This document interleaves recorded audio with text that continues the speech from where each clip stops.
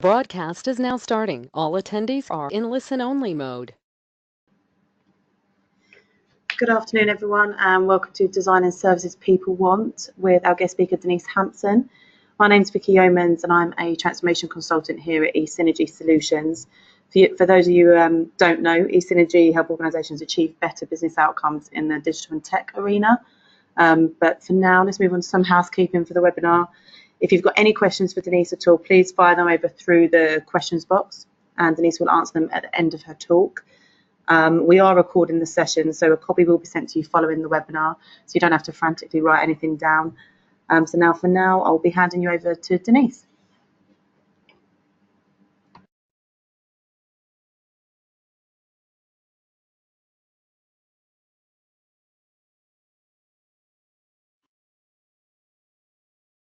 Hey, hi, good afternoon. I'm just going to pause just a moment just to make sure that everybody can hear me and that the screen is, there we go, I think. Hopefully this is right. My colleagues here at eSynergy, I'm sure will let me know if there's anything wrong here. Hopefully you can see a screen with a beautiful little black and tanned accent eyeing up a biscuit on the table. Good afternoon and welcome to this presentation on designing services that people want.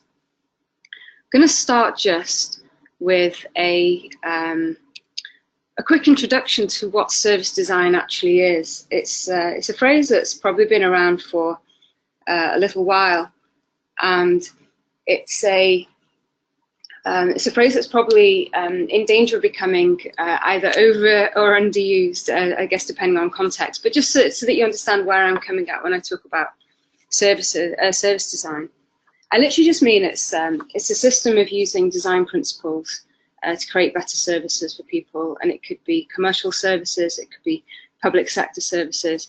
But I generally think of services as things that are time-based, so it's not necessarily just the act of buying a single transaction or buying a product, but something a little bit more time-based. And service design can be used to improve existing services, or it can be used to create something completely new. So you might be starting completely from scratch. But basically, we're looking to create services that better meet the needs and wants of their customers. Now, I use the word customers really deliberately. And I'll use the word customers throughout. Some people prefer to say service users, other people prefer to say users. I know in digital we tend to talk about user-centered design a lot. Some people talk about participants. In the commercial world, you may talk about VIPs or guests, but there's something about the word customers that makes me feel particularly connected when it comes to designing services. It makes us feel connected to the people that we're creating for. Service design also considers the people who are delivering the service. So it's not just about the customers, but also the people who are interfacing with and providing the service for those customers. So giving people a better process to work to, or better tools and a better back-end system. The other thing about service design is that it can quite often be incredibly complex. In the case of many services, they've kind of been created over potentially even hundreds of years, I guess, depending on the nature of the work that you're in. It could be decades even. But they tend to have been really organically arrived at this point. They can involve large organizations, certainly public sector organizations, can involve big partnerships. There can be differences from different regions, local differences. And then there may become a new policy, new piece of legislation or governance that requires restructuring or transformation work. So you can see already that the design of services can become really complex and quite muddy quite quickly. And then you throw into the mix the changing needs, the wants and the expectations of the customers that you're designing for.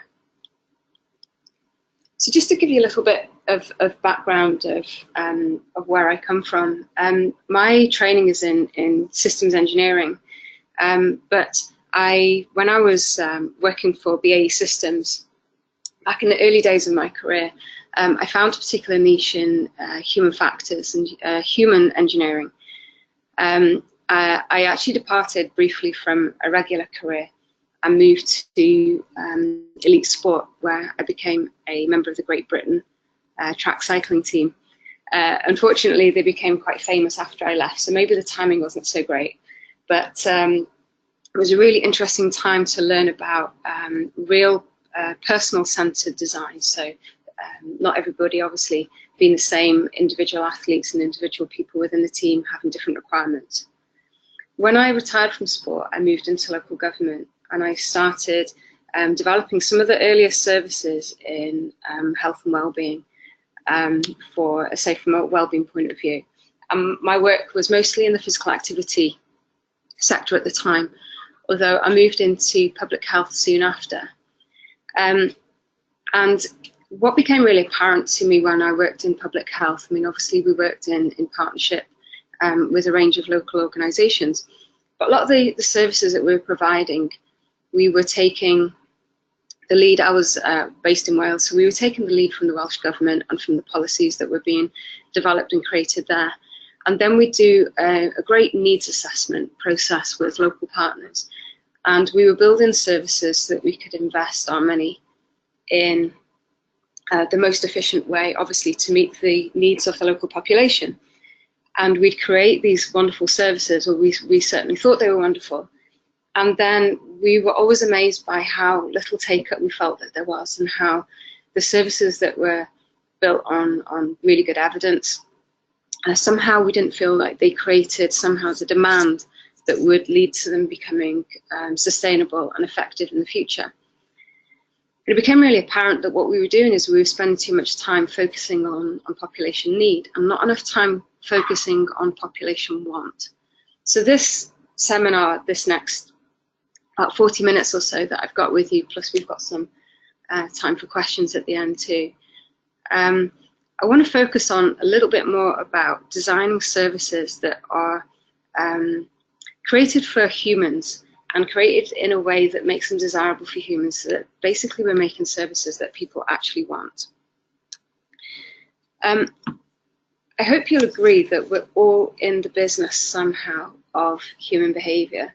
I mean, it might only be at home for some of you. You might be trying to persuade friends and family to go on a particular holiday destination, buy a particular type of car, or come out on a particular activity this weekend.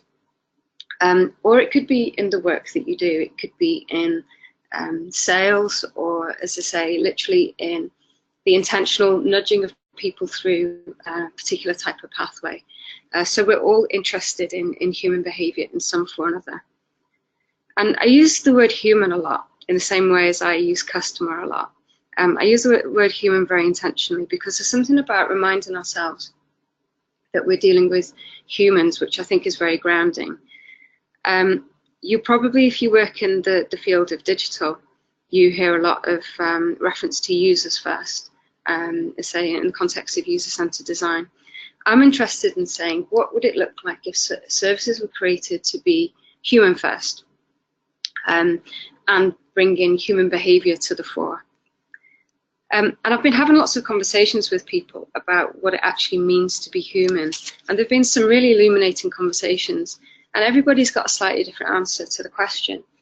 But what comes through really clearly as a consistent message is there's something about the emotional nature of human beings. There's something about our flaws, and I say flaws in a good way. I mean brilliantly flawed, emotional human beings who feel empathy and connection and love and all those other things that just make us brilliantly human. So when I talk about these kind of human-centered first design, I want to bear in mind that what I'm talking about are brilliantly flawed people that make mistakes, people that sabotage their own best interests sometimes, people who believe that they'll try again the next day, people who don't understand why they keep tripping up over the same systems, people who don't understand how their frustration gets in the way of the things that they're trying to help themselves to do. I mentioned that I used to work in, sorry, I'm going to just pop back a slide there. I mentioned I used to work in public health, and when I say worked in the Welsh public health system, I was responsible for some of the work we did on Health Challenge Wales, which was a large campaign. It was a bit of a forerunner, I suppose, to Change for Life, and it worked Wales-wide. And we had the Health Challenge Wales Week, and I remember standing outside a supermarket near Westril in North Wales, and we were talking about the 5-a-day message and what constituted a portion of fruit and vegetables. And I basically had a schooling from somebody that we were talking to who said to me, you know, the thing is, it's not that we don't know what a portion of fruit and vegetables is. There are so many things that basically get in the way of us being able to achieve the 5-a-day, and it's nothing to do with not knowing that an orange is a portion, or that frozen and tinned count towards our 5-a-day, and so on. It wasn't the knowledge that was getting in the way. It was much more about the human behavioural element. And since then, that was about 12 years ago, and since then I've basically poured myself into getting my hands onto everything that I can that's related to human behaviour. And I fell into the world of behavioural economics, which you may or may not have come across, but it's a really fascinating field. Came to the forefront in the UK probably about 2010, when David Cameron came across a book called Nudge, and he gave it to his cabinet to read during the summer. You've probably heard reference to nudge units, and say nudge in itself has become almost a slang term for behavioural economics and its adoption in central government. A central principle of behavioural economics is this idea that we have a dual system in the way that we think. We've got two systems in our minds, if you like, a little bit like operating systems that you would have in a computer. I've given them a very precise number here in 5% and 95%, but it's just for illustration purposes, really. The two sides that we have, the first side is the rational part of the mind, also known as the conscious part of the mind, or the thinking part of the mind. It's probably where we are right now. So when we're sitting very calmly and logically and rationally, and we are attending meetings, and we're looking at resource allocation, and we're looking at budgets, and we're dealing with numbers, we could probably all sit in a room very rationally and look to apply the resources that we've got to tackle problems that we can see, and look at population-based statistics and say this is where the needs assessment comes in. Then we've also got the other side of the mind, which is the emotional side, which in comparison to the rational is like, it's like a supercomputer. It takes into account all the, say, the emotions that we experience, all the data that arrives at all of our senses every second, and it sifts through them, and it basically just brings to our conscious attention anything that it thinks we need to pay attention to. So we only have direct access to the rational part of the mind. The emotional part it's a bit like a supercomputer, and you can probably hear it whirring, but you don't actually have direct access to it. A really great example of the two systems in operation is illustrated by this picture here. And this is a photograph that I took near where I live in Wales. And what you can see there on the path is what I call a kickable stone. And a kickable stone is basically the kind of stone that you see on a path that as you're walking towards it, you just have this overwhelming compulsion that you want to kick it. And if you kick it just right, you kick it a few meters up the path and you get another shot at it further up too. So for starters, the rational brain would not understand why it is possible that a human being would even get the tiniest amount of joy from kicking a stone along a path. But equally, if we were to use our rational brains to be able to do this act, you'd probably be rooted to the spot for a moment. You'd have to work out rationally how far away it is from you, what your typical gait would be. So you may say, wow, I think that stone's about 4.3 meters ahead. My gait is 81 centimeters, and therefore you could very rationally figure out how many steps it would take for you to get to the stone and which part of the stride you'd need to be in. So maybe you'd need to do a short shuffle, and you can see where I'm going with this. It's a really elaborate way of working something out. And if it was actually how we were to calculate these things, I'm pretty sure that we wouldn't bother kicking stones at all. If you've experienced the joy of kicking a stone along a path, then what you'll know happens is you see the you see the stone on the path, you saunter up to the stone, and somehow magically you are in the right position to kick it at the time that you get there. And what happens is it's our emotional or our subconscious brains that allow us to adjust very rapidly and calibrate quickly in order for that to happen. They say if we had to calculate it properly, we'd be routed to the spot, we'd get nothing done. So it's just a really simple illustration of the differences between the two parts of the brain. When it comes to service design, typically people, as I said before, we tend to design services from a really rational point of view. And that's because the people who are in the room tend to be rational at the point when they are creating the plans for these services to happen. We tend to design services rationally and then base them on how we expect people to behave rather than what they actually do. And I'm sure it would be amiss if I was to say that, of course, everybody accesses services completely rationally, because nobody's ever emotional, are they, when they access services? I mean, nobody's ever dealing with services surrounding maybe the death of a loved one. I mean, we wouldn't be emotional in those situations.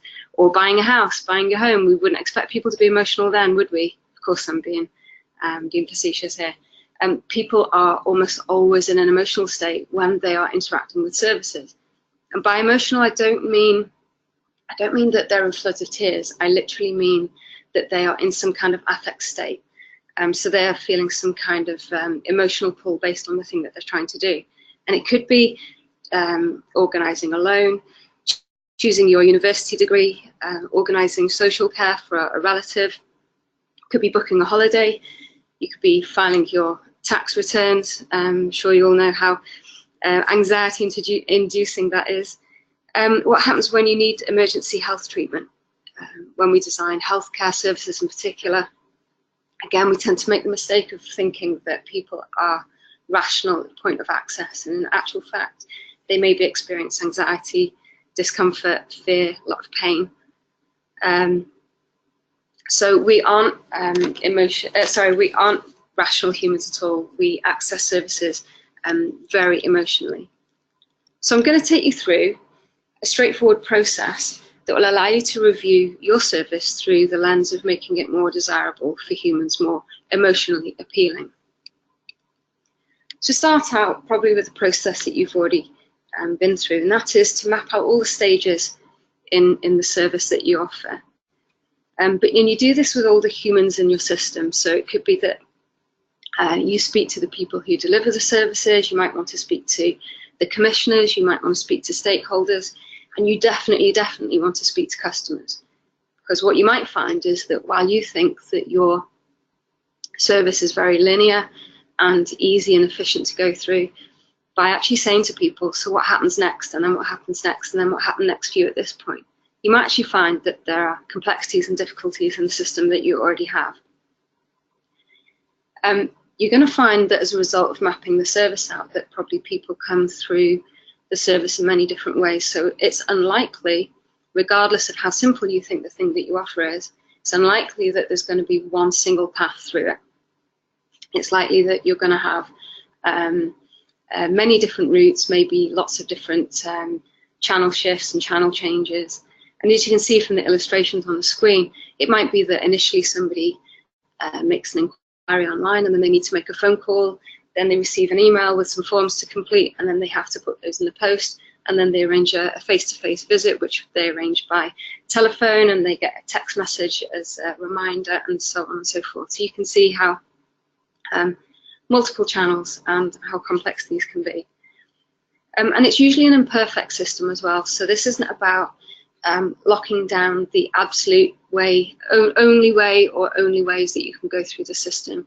You probably find that if you keep digging, there's almost an infinite level of possibilities here. So you just want to get like the main routes through. But once you've got all that all mapped out, the next step is to look at the funnel. And just a really simple illustration on the screen. Imagine that you've got a service that requires a number of steps. I think here there's about 8 or 9 different steps. And if you want people to be able to go all the way through your whole service, then the chances are that the number of people at each stage is going to be a subset of the people who were at the stage before. So, for example, if you were selling a product online, maybe the first step is that you need to get people to actually come to your website in the first instance. Then the next step might be that they want to browse through some products. At the point they find the product that they like, they may or may not then add it to the shopping cart. Those who have the product in the shopping cart, it's only a subset of those people that will actually then complete the sale, and so on. So you can see by focusing on this kind of funnel model, that if you can somehow reduce the drop at every step, you can end up with more people at the end who complete the full process. And if you think again about the business case with which you develop a service, or the outcome that the commissioners are looking for, it's usually based on the little bit at the end. So let's say that you've made a business model based on sales of a particular widget that you can get through your website.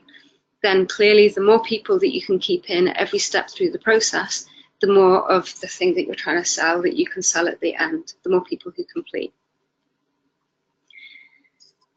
So I'm going to show you a grid now. At each stage, you want to be able to make the next step or the next part more engaging, more desirable.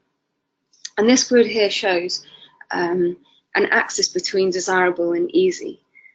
So if you've got a service which is highly desirable, but it's not easy, then you end up with people who are frustrated. Eventually they'll give up, they'll probably say it's not for them. If you've got a service which is really easy to access, really easy to understand, but it's not presented in a desirable way, then you're going to end up with apathy. You're going to end up with people who say, you know what, I'll get around to it one day. It's clearly not important right now. I'll come around to it another time. So the sweet spot obviously is in having things that are both easy but also desirable. And what I found in the world of service design and user-centered design is that there's a lot of focus placed on the easy part.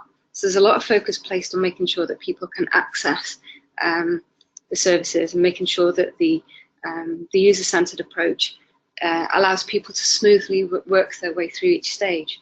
But I'm going to take you through a few principles that allow you to consider making your services more desirable too. So the designing services that people want is a strapline for desire code, which obviously you'll see in the bottom right hand of the screen. Desire code is a framework that allows you to apply principles from the world of behavioral economics to service design in order to make services more engaging and more appealing. And there are 5 principles as shown by the small icons on the screen. So the first 4 principles are focused around making services more desirable, and then the 5th one, which is the purple one with the dot in the center, that's around making things easier to access. It's the one about simplification.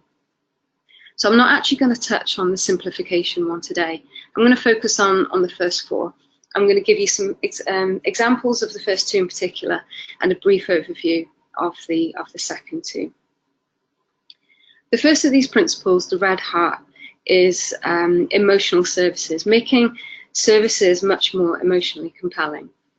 I remember, it was a couple of years ago now, there was a white paper produced by the Department of Health, and it was focused around the consumption of calories, the additional calorie consumption that we have over and above what we need in the UK. And the headline message was that in the UK, every day we consume 5 billion calories too much. And it was one of those headlines that made a lot of the national newspaper headlines on the day. I think about 4 of the national newspapers covered this as their leading story. 5 billion calories too much. I remember looking at the number and thinking, it's not actually a very helpful number. It's a very big number, but I couldn't tell you what 5 billion calories looks like. And I certainly couldn't tell you how many of those 5 billion calories I'm either personally responsible for or can contribute towards the reduction of. It was just a really big round number. And just to try and put it into some context, and also just because I'm wired that way, I had a go at trying to work out what 5 billion calories actually looks like. And I imagine that if we were to turn 5 billion calories into sugar, so white granulated sugar, and we were to put them into 1 kilogram bags, I wondered what kind of physical space those bags of sugar would take to create 5 billion calories worth. I wanted to imagine if we were to put all those sugar calories into a big pile and have a look at it, what would it look like? So I anchored on something that I knew a lot of people would be familiar with, whether you've been there or whether you've just seen it in movies. But I anchored on the Empire State Building in New York City. So already you can probably say, imagine the shape of the building.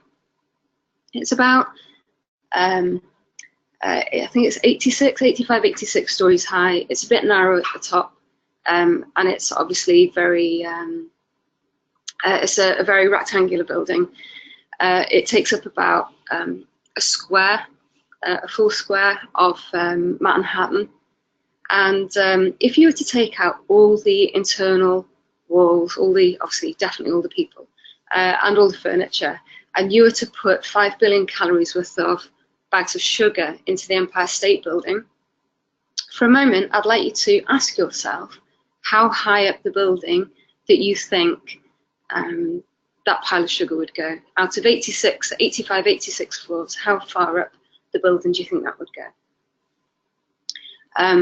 I also realise, here's another little human compulsion thing, that if I simply moved on to my next point without telling you now how far up the Empire State Building those bags of sugar would be, you'd feel shortchanged. So you definitely need to know now how high that would go. When I ask groups this, I get a mix of answers. Some people say 50 floors, some people say 3 floors. The truth is, it doesn't even reach the first floor. It's only 3 meters high, which is a really rubbish visual. But apparently, if you were to reduce the floor space to one of the lift shafts, then it will actually go all the way to the very top of the building. So at your next summer party, you can explain to people over a drink, when there's a bit of lull in conversation, that did you know that every day in the UK, UK adults consume 5 billion calories too much energy, and if we were to turn it into sugar and fill up one of the lift shafts of the Empire State Building, then it would go all the way to the top. At which point, I'm sure that probably nobody would want to carry on talking to you for the rest of the party. But the point I'm making is, it's such a rational series of conversations. 5 billion means nothing to anybody. It doesn't resonate. And even trying to explain what it looks like doesn't resonate with us, because people just aren't wired in the way that allows us to work on the basis of numbers. We're much more emotionally engaging in the way that we interact with people. We're much more into storytelling and explaining how we feel about things. And if you think about a conversation that you might have had with, I don't know, a friend over a glass of wine last night, what kind of stories were you sharing? What kind of things did you find interesting about what each other was saying? Who was involved in the stories? What was the context? How did you feel? What was the next step, and so on. We're definitely storytellers, and we are wired to remember much more emotionally vivid and engaging conversations that are story-based, not factual-based. But now I want you to think about some of the big messages that you see out in the public domain that are very numbers-focused. I mean, I can think of a couple, certainly in the health service, are around things like 10,000 steps, 2,000 calories, the 5-a-day message, the 150 minutes of physical activity, 6 grams of salt, and so on. You can see where I'm going with this. We tend to explain to people what they should do, and we do it in a really rational, numbers-based way. But humans just aren't wired that way. If you've only got to look at the commercials that we have in the UK, we're very. I've just spent the last year in Vancouver, in North America, basically receiving North American TV, and I used to think that the Americans would be really good at TV commercials, but they're appalling at them, mostly because they have to read all the subtext out loud. That's one of their rules. But I think that we do really, really brilliantly in the UK, and if there's any, I guess you could call it homework to do on the back of today's seminar, it would be to watch some TV on a commercial station and actually pay attention to some of the commercials. We're really excellent at selling products through storytelling in short bites in our TV commercials. And the point I'm coming to here is that when it comes to public sector services in particular, we seem to be really good at creating bullet lists of stuff. We say, here's the benefits of this service. And if you were to consider, say, for example, bubble bath, you don't get the bubble bath companies say, buy a 500 milliliter bottle of bubble bath. It will get you clean. It smells of flowers. And in every 500 ml, there's probably about 13 bathtubs full. But it depends how strong you like it. And there's a handy measuring cap in the lid. I mean, they just don't do that. They say, immerse yourself in a bubble bath and watch as all your worries melt away and the worries of the day disappear. So again, if you look at the advertising that we have in Britain, you'll find that we're really excellent at selling benefits in a really story-like way. And there's a lot that we can learn from that when it comes to selling other kinds of services. And not that you need telling what a snow day looks like. I can actually see snow coming by the window outside from where I am at the moment. But this slide is the one that makes me think of John Lewis. So again, if you needed any more examples of how compelling story-based sales and how they resonate with real human beings, you've only got to look at what happens every year at Christmas. You know, we've got these kind of Christmas firsts, and that is the first store that you go into at Christmas that's got Christmas music going on, the first TV commercial that's got jingle bells playing, and so on. And then there's that moment, isn't there, usually about the second week in November, where everyone suddenly says the John Lewis Christmas commercial's out. And it starts a whole string of almost an emotion off between some of the big players that come out for commercial advertising at Christmas. And if you look at the ingredients of a John Lewis commercial, everything is hyper emotional. There is nothing rational at all about the messages that they're giving. And you've only then got to look at the commercials as well that are selling things like holidays. As soon as Christmas is over, then it's over to Thompson and First Choice and all those others to start selling us our vacations. And again, the way that they portray those, they talk about special time with family. And they show you beautiful blue skies, and they show you empty pools and beautiful food and all the things that you can experience while you're away. So hopefully, without having to drum it home too hard, humans are massively emotionally resonant. We're not big fans of factual information, and the more emotionally engaging and story-like that you can make the way that you sell and talk about your service, then the better. The next principle is around time. And sometimes people say to me, if there was a single thing that was like the most critical ingredient when it comes to behavior change, what would it be? And I always say it's about time, because humans have a really poor understanding of time and the passage of time and how their motivation changes, how their feelings and emotions change. And we tend not to think of time in a linear way.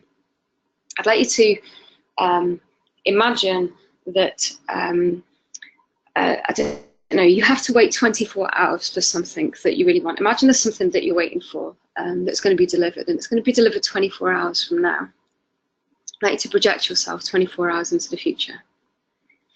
And now I'd like you to think about what it would feel like to have to wait a day for something in a month's time. So basically, in 28 days from now, how would it feel to you to have to wait one more day for something? And just that brief illustration, for some reason, when humans are considering time, we think of time in a very hyperbolic fashion, which means that the difference between today and tomorrow feels like a much bigger gap than the difference between 28 days from now and 29 days from now. And if you imagine somebody was to say to you, outside of your workplace, there's going to be road closures in a couple of weeks' time. We're going to close the road for 4 days, and you're going to have to find another route into work, and you're going to have to park in a different place just for 4 days. You probably think to yourself, oh, that's not so bad, because the road needs doing anyway, and it's about time they got around to it. And it's only 4 days, and anyway, I'll deal with it when I get there. It's something that's going to happen in a few weeks. even right up to a couple of days before it happens, it's that thing that's going to happen in the future. Although you've probably been in this scenario and experienced this, the day itself actually arrives, there's chaos, there's delays, you can't find anywhere to park, you're late for your first meeting, you're playing catch up, you're delayed getting home again because it's chaos on the way home too. And you think that the next 3 days are going to last forever, and they certainly feel like they do. Then a few days after it's all happened, you've got a nice smooth tarmac outside of your workplace. At this point, it feels like it was a really long time ago. All that inconvenience and all that disruption feels like it was a time in the past. And you've probably experienced that thing where a recent event feels like something that happened a really long time ago, and also that a thing that happened a really long time ago feels like it only happened maybe really recently, just last week or a couple of months ago. And probably to a point where you'll even remark to friends or colleagues, wow, I can't believe it's already 5 years since ... or I can't believe it's already 10 years ago, or I can't believe that was already a week ago. So our understanding of the passage of time is really distorted. I'd like you to imagine that I've got some money, and obviously we're not all in the same room, but I've got some money, and imagine we were in the same room together, and I said in my bag I could either give each of you £100 in cash on the way out today, and you can spend it on anything that you like, anything at all that you want. Or I will take your details from you, and in a year's time, I will wire you. I was going to say send a cheque, but I think cheques are out of date now. I will wire you £200. You can either have £100 today, or you can have £200 in a year's time. So I'd like you for a moment to decide, would you want £100 off me today, or £200 in a year? And now I've got a second scenario for you to consider. And that is what I'll do is I'll ask you to each send me your details. And I'm either going to send you in 5 years' time £100, or in 6 years' time, I'll send you £200. So again, I'd like you to consider the second scenario. Would you like £100 off me in 5 years? Or would you like £200 off me in 6 years? Now, when I ask groups this question, when I'm actually live with a room full of people, typically the same thing happens. Usually in the first scenario, it's about a 50-50 split. A handful of people in the room say, I'd quite like the £100 today, thank you very much. Even though it's an intellectual exercise, they say, because I know that I would spend that £100 on, or I've got a thing coming up this weekend, or I've got a birthday party, or I've got a trip, or whatever, and I'd like the money for that. However, in the second scenario, when we're talking about 5 or 6 years' time, then there tends to be much more in favour of the later option. People would say they'd rather have £200 off me in 6 years' time. And the train of thought goes something like, well, if I'm going to have to wait 5 years, I might as well wait 1 more year and double my money. Yet in the first scenario, a lot fewer people were prepared to wait 1 more year to double their money. And all that's happened is that when we've put today on the table, the desire for something we can have immediately becomes a dominating factor.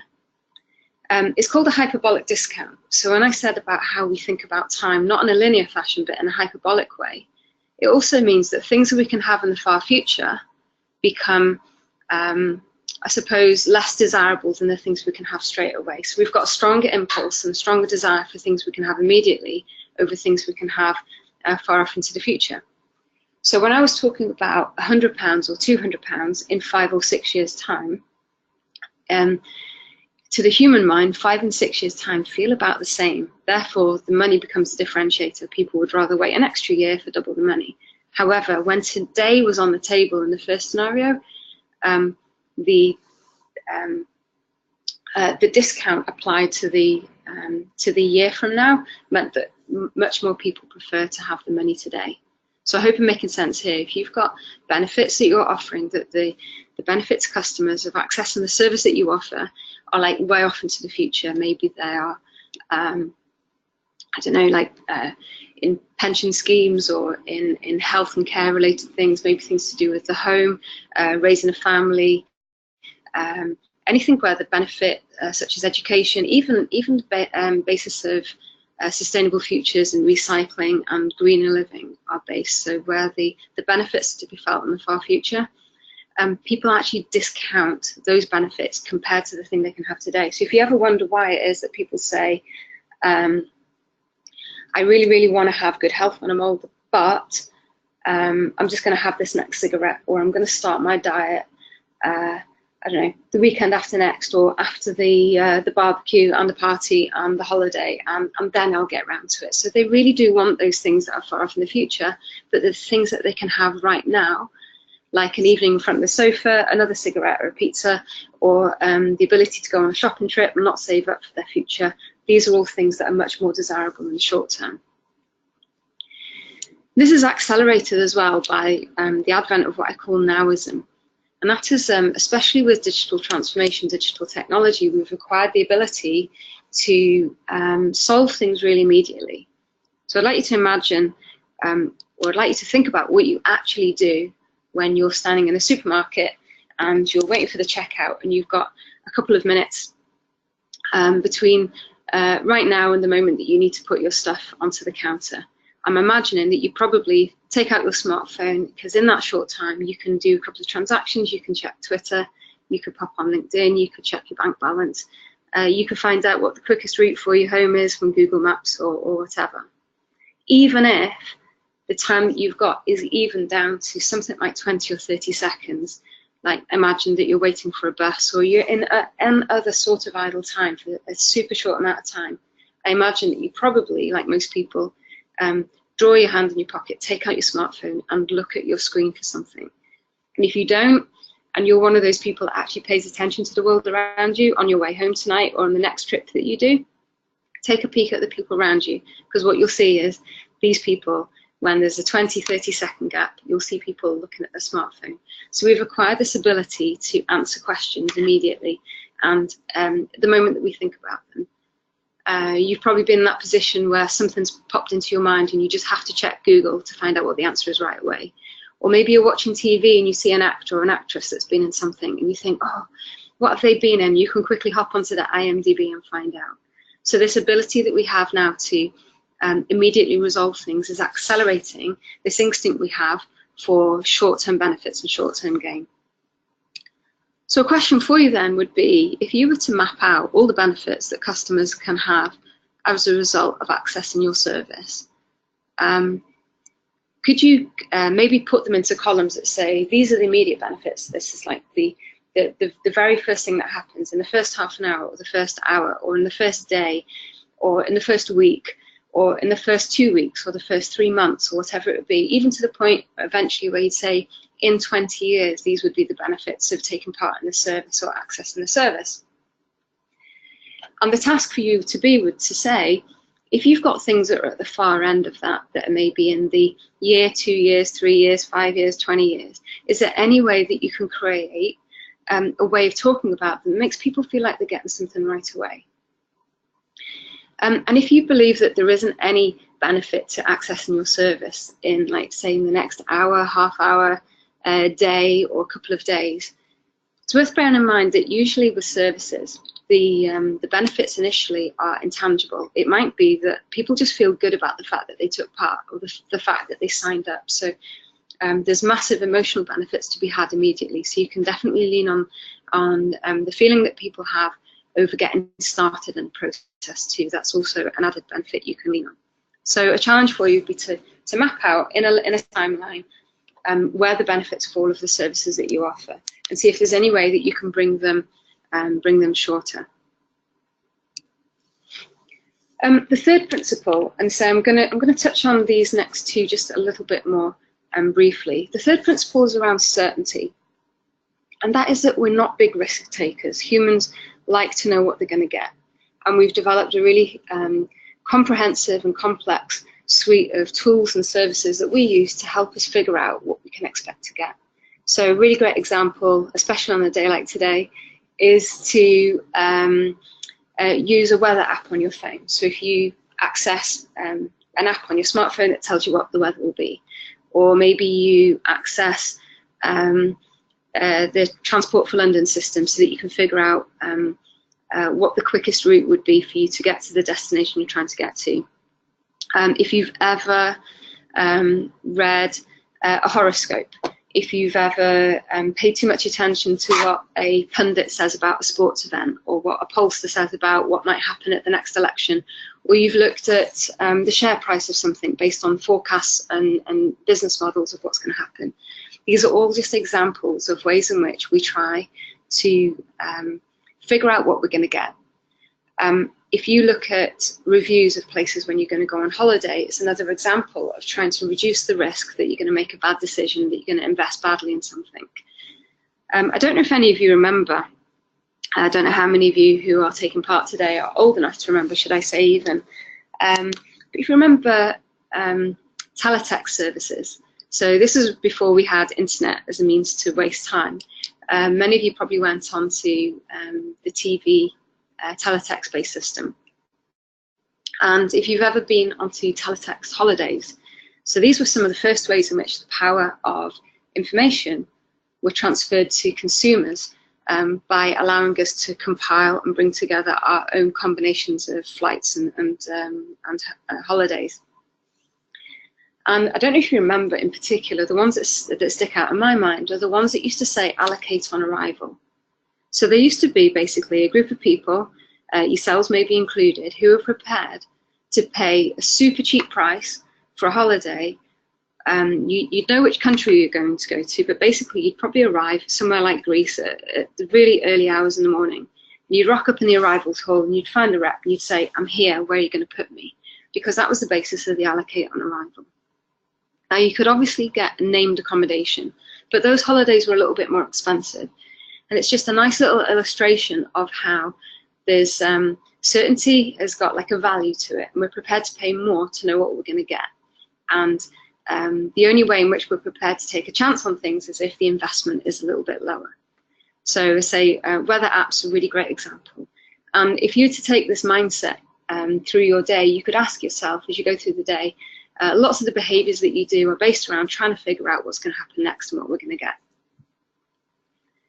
The fourth principle of those four that I mentioned is around positivity, and that's around working towards the things that you want rather than away from the things that you don't want. And it's true that people are motivated out of the fear of something bad happening, but there's a problem with the framing of the message that says, unless you do this thing, then this might happen to you in the future. So unless you are healthy now, unless you become more physically active and you eat a healthier diet now, unless you do these things, then you may end up having long-term health conditions when you're older. Or if we say, unless you're prepared to invest in a pension now, or unless you save money now, then when you're older, you're going to be broke. Or unless you pay into pet insurance now, then at some point in the future, when your dog needs an operation, then you're going to be left on your own to deal with it. So all those things do motivate people, but nobody ever feels good about behaving in a way that is to avoid a greater evil. What we're essentially saying in those kind of messages, the way that we frame them, the subtext says that you could only possibly want to do this to avoid something worse. So we're actually making out that the behaviour in itself is undesirable. So the challenge with all these services as well is to frame them in a way that makes people feel like it's something that they want. And you've only got to look at social behaviour and adhering to social norms as a great example of seeing the kind of things that people want. I mean, as Brits, we love a good queue. I mean, I don't know if you've ever stood in a queue without knowing what the queue is for, but you've got to get in the queue, don't you, before you, because you don't want to lose your place in it. You don't want other people to join the queue and find that you're 5 minutes later getting the thing that everybody else clearly wants.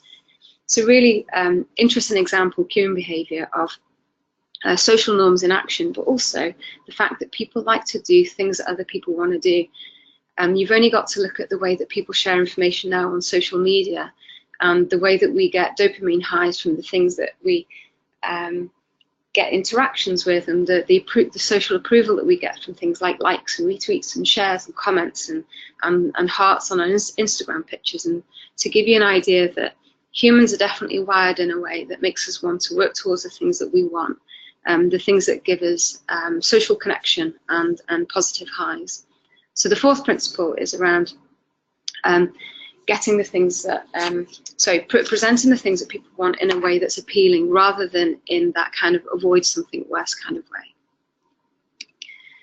So just to bring you back to that grid that I mentioned before, I mentioned there that we're creating services that are more desirable and easier to create greater engagement. So I've mentioned, say, briefly those 4 principles.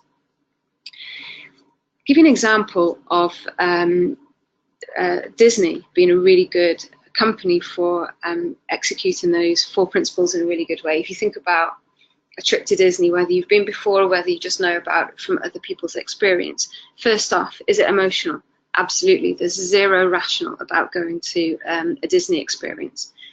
Everything in there is bright and it's vivid and it's fun and it's emotionally engaging and it's storytelling and it's about happy ever afters and you know, once upon a times, and about very vivid and bright and engaging kind of characters. So everything about Disney is very emotional. The next thing to know about Disney is it's really short term. It's not about the far future. It's literally just about your experience today. It's about being in the moment and being in the here and now. And probably you paid an awful lot of money for this here and now experience. The other thing with Disney is that you, because of the strength of the brand, and because the attention to detail that they pay, you know exactly what you're going to get when you go to a Disney experience. So they've addressed the certainty issue. There's no, it might be good and it might not. You definitely know that when you go for a Disney experience, you know what you can expect to experience, which is why people will pay more money for that experience over and above other things that they could spend their money on. So a trip to Disney isn't cheap, but you know that when you spend that money, you're definitely going to get the experience that you're hoping for. And as I mentioned as well before about positivity, there isn't a single thing about Disney which is based on anything negative. Nobody ever says, go to Disney or else this bad thing will happen. They say, go up and have an amazing day. You'll have a wonderful day. It's full of smiles. It's an emotionally engaging thing to do. You can take photographs, share them online. You're going to get lots of engagement and lots of people say, wow, I'm really jealous. I wish I was there too. So it's engaging emotionally. It's short term. You know what you're going to get, and it's completely positive. So just an example of a system that's created with all those things in line. So now I'm just going to take you through, for the last few minutes, a way in which you can take these kind of ideas of creating desirable services, but then implement them into service design. So before I mentioned about mapping out your service, so getting all those stages set up, and then going through every single one of those and looking at that funnel and looking at ways in which you can make every step in that experience as engaging as possible so that you minimize the drop-off at every point so that you end up with a maximum outcome at the end. The likelihood is, though, that if you were to say, in which ways can we make this next step of the service more emotional, more short-term, more certain, more positive and easier and more simplified to access, the chances are you're going to end up at the end of this whole exercise, you could end up with a couple of hundred ideas. And that's no exaggeration. When I do this work with organizations, this is typically the number of ideas we can come up with. And it's over, you're probably thinking, wow, you know, it's all very well coming up with all these ideas for how you can improve things, but you've also got to be delivering the service that you're delivering already, especially if it's an existing thing. So rather than becoming overwhelmed by just how much improvement work you can generate, at this point, I turn this into an agile process and I say, what would be the first few things that you could tackle? What would be the most impactful thing that you could do next? What's the next most impactful thing that you can choose from that list of ideas that will allow you to make an incremental difference in how engaging this service becomes? So after you've generated all those ideas, the next step is a prioritization. And as I said, I love a good grid. Here's another one. The vertical axis is based on impact. So how much impact do I think that this activity is going to have? And the horizontal one is based on the amount of resource and effort it's going to take. So you can see that number 1 and 2 are the ones that are going to have the most impact. But number 1 is the one that requires the least resource and effort on your part. So when you've created this great big list of ideas, then you start to map them out and say, okay, is this something you think is going to have high impact or low impact? And is it something you think is going to require a lot of energy and effort and resource and cost to implement? Or is it going to be something that's quite easy? So the first category, Cat 1, is high impact for low effort and low resource. Category 2 is high impact, but a substantial amount more resource.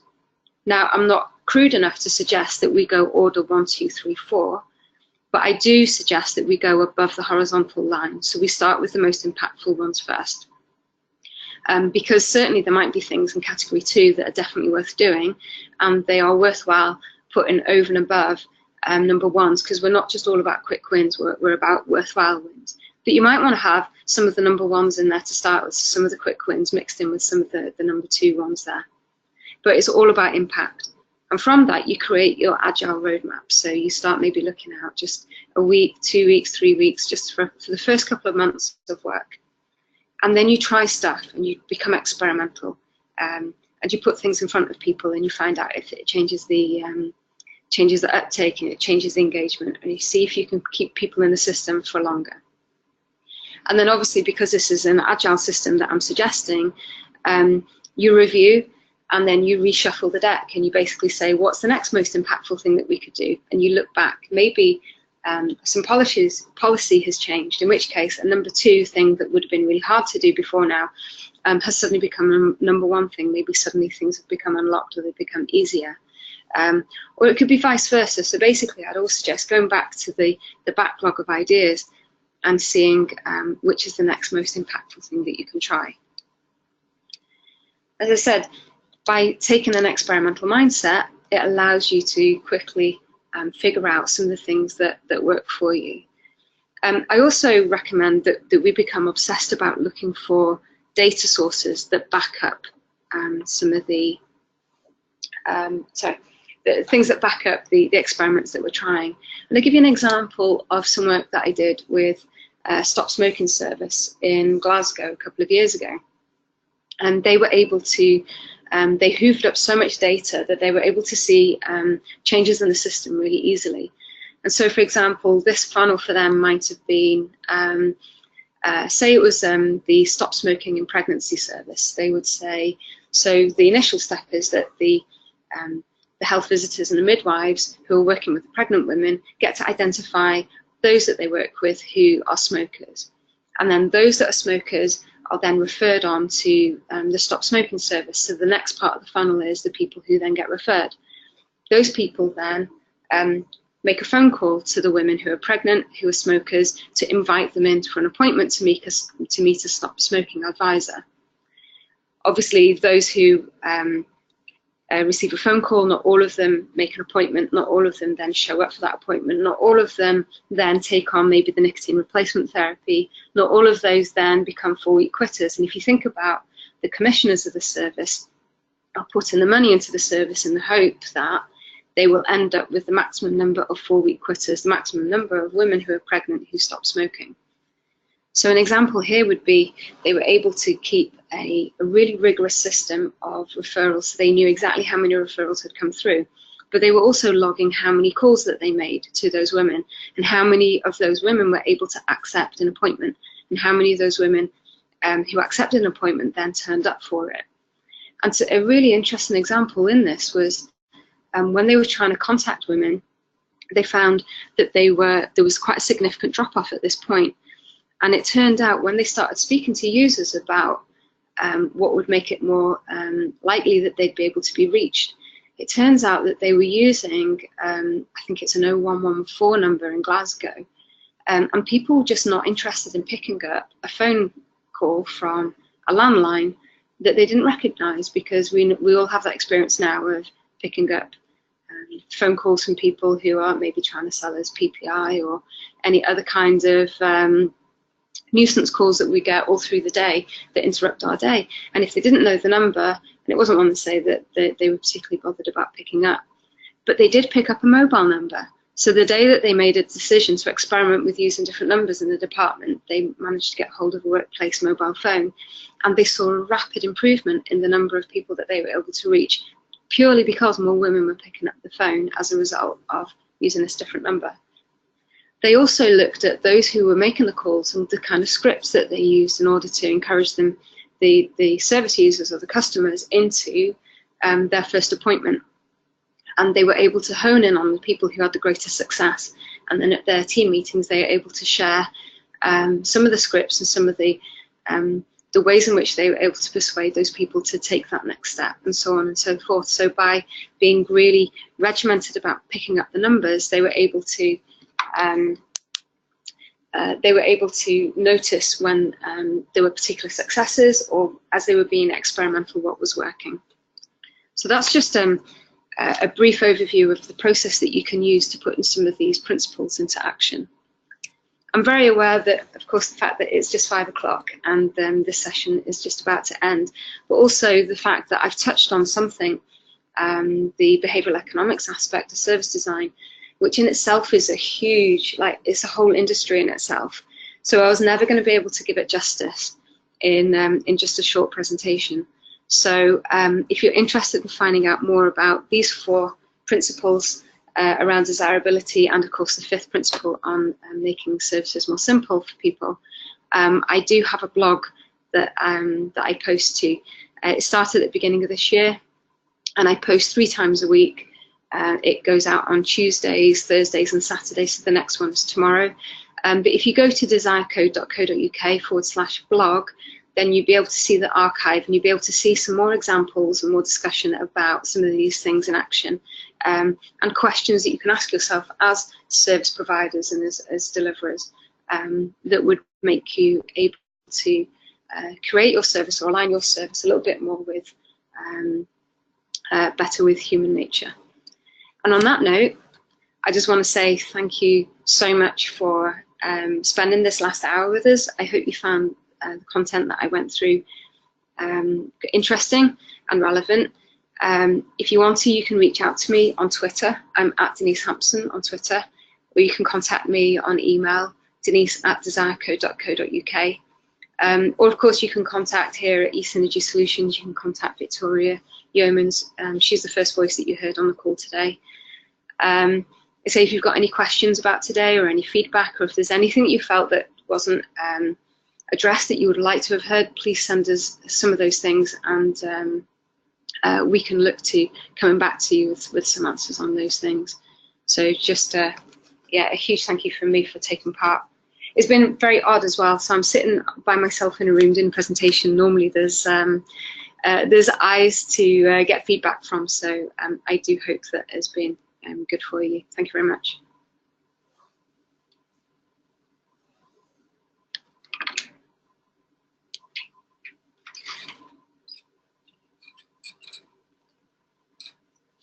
Oh, we've got a question. Sorry, got questions. Oh, how do I? There we go. Sorry. Wow. Gosh. Okay. So, is there a difference between rational and emotional systems compared to Daniel Kahneman? So, by the way, really sorry. It's a couple of minutes after 5. I'm happy to stay on if some of you are still able to stay with us while I answer some of these. No, these are the exact same rational and emotional systems that Daniel Kahneman describes as System 1 and System 2. So Daniel Kahneman, you may have heard of, he's a bit like the godfather of behavioural economics. And it was he and his colleague, Tversky, who initially created some of the first thinking in this field around, I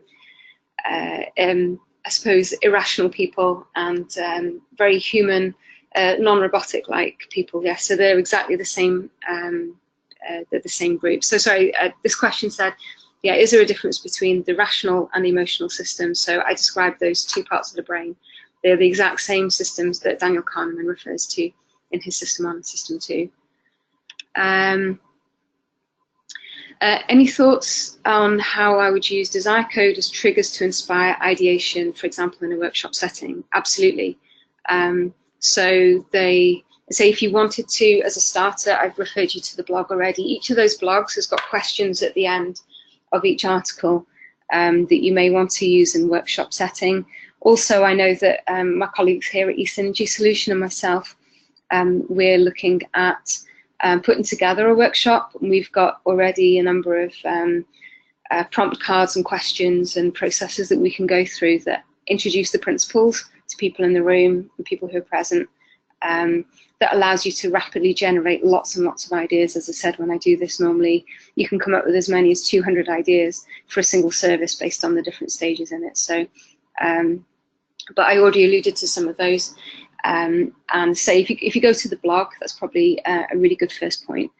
Whether you did it in a facilitated workshop that we were to put together, or even something that you have to do in your own service in-house, then absolutely take all those ideas that you get and then go through that filter process where you arrange impact by impact and effort, and implement agile, test rapidly, get obsessed about the data, and then yeah, go back, reshuffle the deck and try again. A couple of other questions. Oh, some thank yous. Thank you very much for those who said thank you. There's a couple of people who said that they'll pay attention to the blog as well and have a look there. Please do that, and if you've got any questions, you can always find us, and you can contact either myself or Victoria with the